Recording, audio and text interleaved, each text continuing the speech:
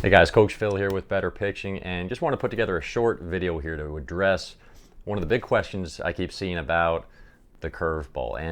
And basically what we're going to be talking about today in this video is just the difference between a traditional regular big league curveball, traditional 12-6 curveball, whatever you want to call it, and a knuckle curve.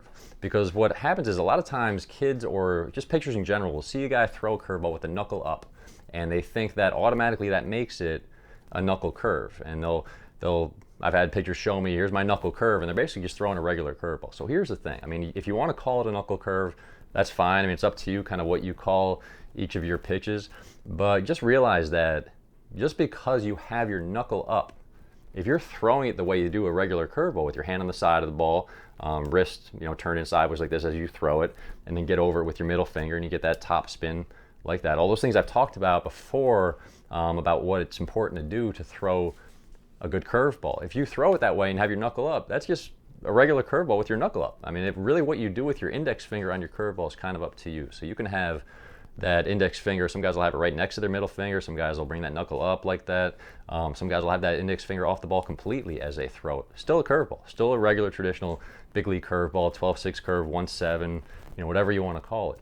The reason this is important, the reason I kind of wanted to make this video to kind of clear this up, is that there is a type of breaking ball, a type of curveball known as the knuckle curve that's just thrown completely differently. So it's going to have similar action to a regular curveball. It's going to have that forward rotation and sharp downward break or big downward break, but it's thrown completely differently, and the main difference is the hand position and wrist position.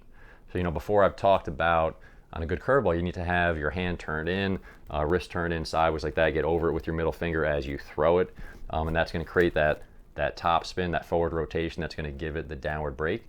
Well, on the knuckle curve, you're going to grip it, and this was not a pitch I threw, so I'm definitely not a master at this pitch, but I have played with guys who had a good knuckle curve, and I've seen how they throw it, and the basic premise is the grip, you kind of grip it a little more like the bottom of the ball. You have that knuckle on the fingertip kind of spiking the ball up top, and you throw it with your hand and your wrist much more behind the ball as you throw it.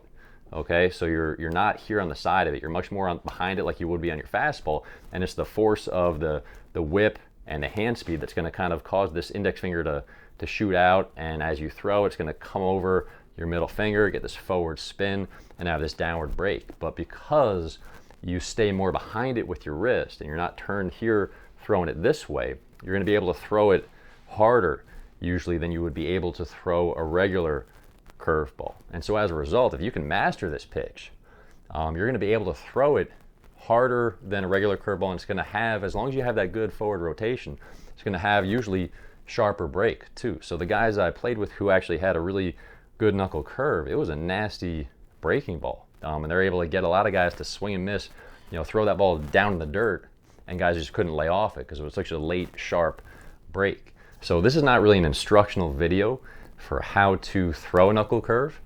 Okay, I'm not the guy to teach that. I never really mastered this pitch myself, but I do know from experience that the knuckle curve, or some guys will call it a spike curve. Some guys are taught how to throw this pitch and they refer to it as a spike curve because you got that knuckle up like that. It's a different pitch than a traditional big league curveball or traditional what guys think of as a 12-6 curve because of that hand and wrist position again. So I just kind of wanted to clear that up and make sure the guys were kind of aware that there's a difference between throwing a regular curveball with your knuckle up and an actual knuckle curve where you stay behind it like this when you throw it. So hopefully that clears it up for you guys.